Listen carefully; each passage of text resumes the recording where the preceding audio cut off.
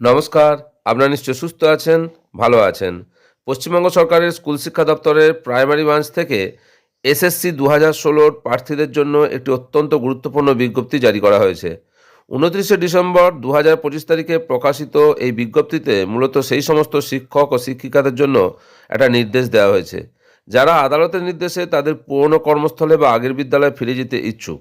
এই বিজ্ঞপ্তিতে চাকরির নিরাপত্তা, বেতন কাঠামো বা পে প্রোটেকশনের এবং পুরনো স্কুলে যোগদানের সময়সীমা বৃদ্ধির বিষয়ে বিস্তারিত বলা হয়েছে।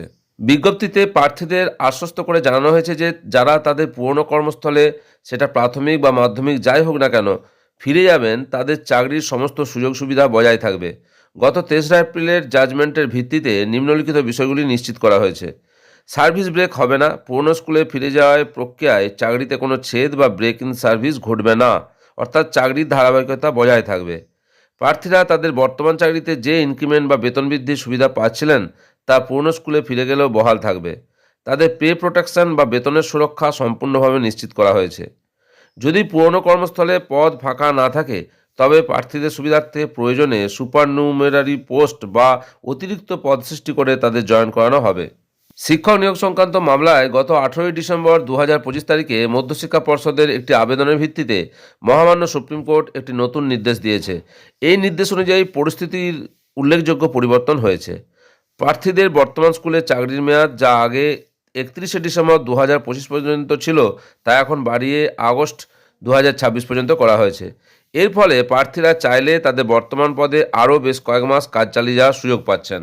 সুপ্রিম কোর্টের এই সময়সীমা বাড়ানোর নির্দেশের ফলে অনেকেই এখন পুরনো স্কুলে ফিরতে চাইছেন না।